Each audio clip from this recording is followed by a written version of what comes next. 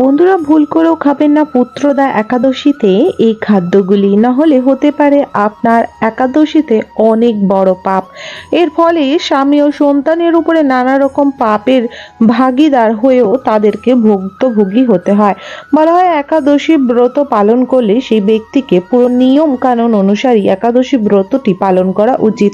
এর সঠিক ফল ও পূর্ণদায়ক ফল পাওয়ার জন্য আপনাকে একাদশী ব্রততে কি কি খাওয়া উচিত ও কি কি খাওয়া উচিত নয় আজকের এই তথ্যতে জেনে নেব। তার আগে ছোট্ট একটু অনুরোধ করব বন্ধুরা, সম্পূর্ণরূপে ভিডিও তথ্যটি দেখুন।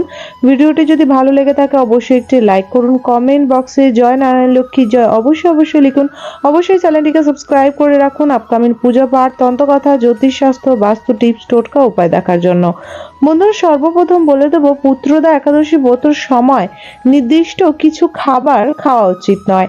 একাদশী ব্রত পালনের সময় সাধারণত নিরামিষ এবং সাত্ত্বিক খাবার গ্রহণের পরামর্শ দেওয়া হয়।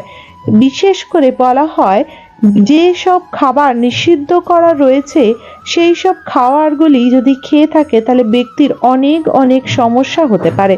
সাথে বলা হয় সাত্ত্বিক খাবার যেমন খাওয়া উচিত তেমন এই দিন বেশি করে শ্রীহরি বিষ্ণুর নাম জপ ও উপাসনা করা উচিত।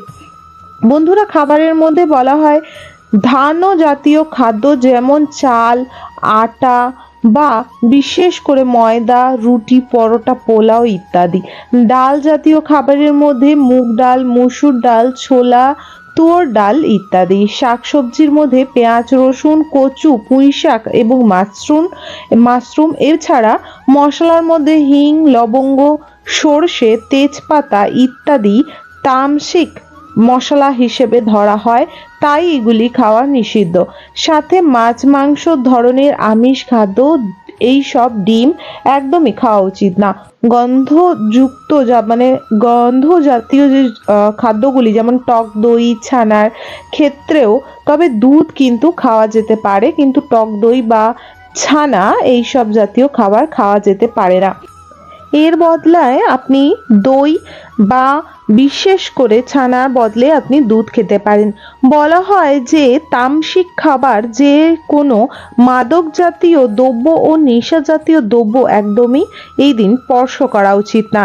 এই দিন সন্ধেবেলায় পরিষ্কার বস্ত্র ধারণ করলে সম্ভব হলে স্নানাদি সেরে পরিষ্কার বস্ত্র ধারণ করে গঙ্গা জল ছিটিয়ে মাথায় হলুদ ও সিঁদুরের তিলক করে তারপরে লক্ষ্মী গণেশের মূর্তি বা ছবিকে ভালোভাবে মুছিয়ে তাদেরকে মাল্য, হলুদ, সিঁদুর অর্পণ করে হলুদ ফুল এবং বিশেষ করে শ্রীহরি বিষ্ণুর চরণে তুলসীপত্র অর্পণ করুন। তারপরে তাদের ফল আদি মিষ্টি ভোগ নিবেদন করে তাদেরকে পূজা ও আরাধনা করুন এবং বিশেষ করে এই আরাধনা করার পরই আপনারা কিন্তু আপনাদের যে একাদশী মেন ব্রতর সুখ বা আশীর্বাদ সেটি প্রাপ্ত পাবেন।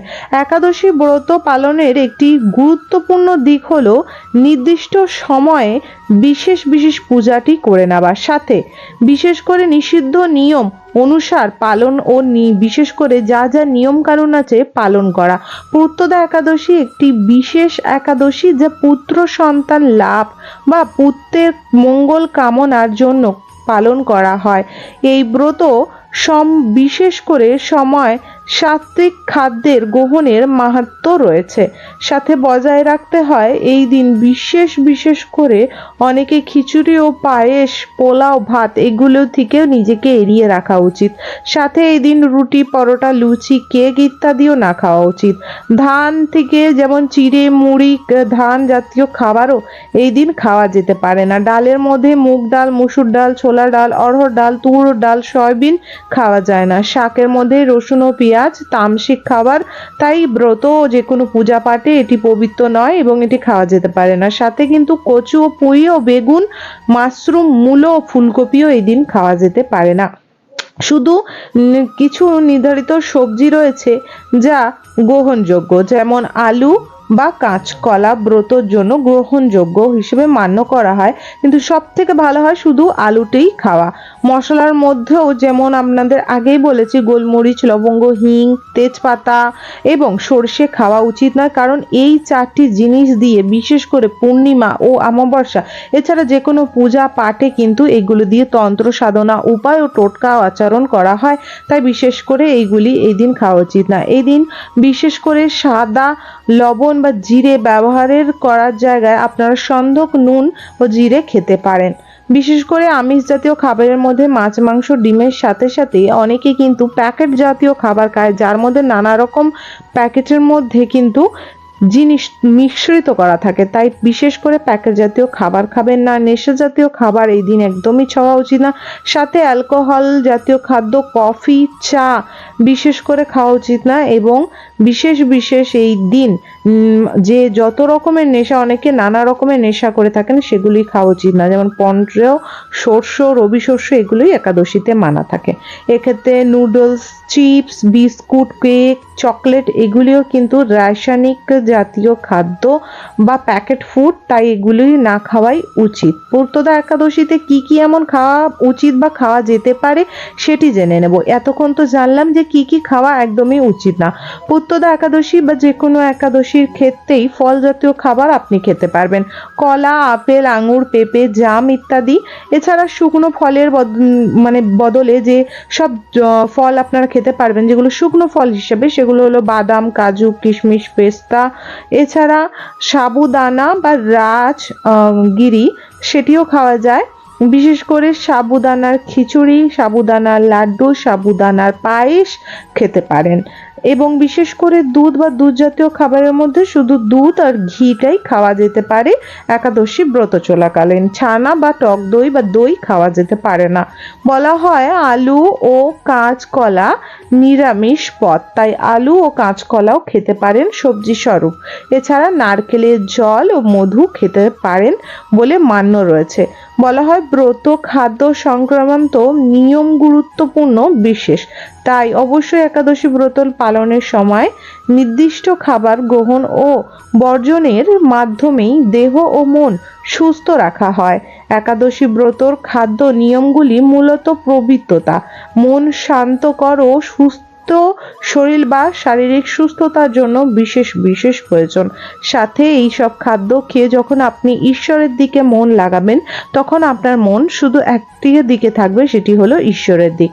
তাই বিশেষ করে বলবো যে পুত্রদা একাদশীতে অবশ্যই নিয়মগুলি মানুন এবং অবশ্যই পুত্রদা একাদশীতে বিশেষ করে আপনারা নারায়ণ ও লক্ষ্মীকে একটি অবশ্যই উপহার করুন। সেটি হলো বিশেষ একটি লাল কাপড়ের মধ্যে আপনাকে কড়ি, কিছুটা এলাচ, কিছুটা লবঙ্গ, সামান্য ফিটকিরি 1 টাকার কয়েন স্বরূপ মা লক্ষ্মীর সামনে রেখে পুজো দিন।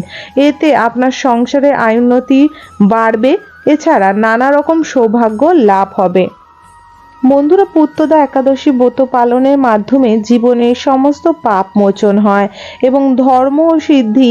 বলা হয় একাদশী পালন করলে মন ও শরীর শুদ্ধ হয় এবং ঈশ্বরের কৃপা লাভ করা যায়, মোক্ষ লাভ করা যায়। শ্রীহরি বিষ্ণুর পূজা করে ব্রত পালন করলে মোক্ষ লাভ করা যায়। তাহলে অবশ্যই আপনারা এই কাজগুলি করুন আর সুস্থ থাকুন। সকালে স্নান আদি সেরে অবশ্যই এই দিন শ্রীহরি বিষ্ণুর নামে কলা গাছের গোড়ায় সামান্য হলুদ মিশ্রিত জল, হলুদ ফুল ও হলুদ ভেজানো রাখা হলুদ ডাল, যেমন হচ্ছে গিয়ে ছোলার ডাল বা শুধু হলুদ ছোলা ভাজা জল একটু ভিজিয়ে সেটি বাতাসা বা গুড় দিয়ে দিয়ে ধূপ ও ঘিয়ের প্রদীপ প্রজ্বলিত করতে পারেন, এতে আর্থিক উন্নতি বাড়ে, বৃহস্পতি গ্রহ মজবুত হয়।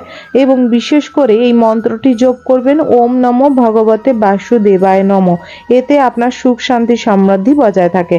বন্ধুরা, আশা করব আজকের ভিডিও তথ্যটি আপনাদের ভালো লেগে, যদি ভালো লেগে থাকে অবশ্যই একটি লাইক করুন। কমেন্ট বক্সে অবশ্যই জয় মা লক্ষ্মীর জয় অবশ্যই লিখুন, জয় নারায়ণ লক্ষ্মীর জয় লিখুন। মা লক্ষ্মী ও নারায়ণ বাবার আশীর্বাদে সুখ শান্তি সমৃদ্ধি বর্ষা ঘটবে।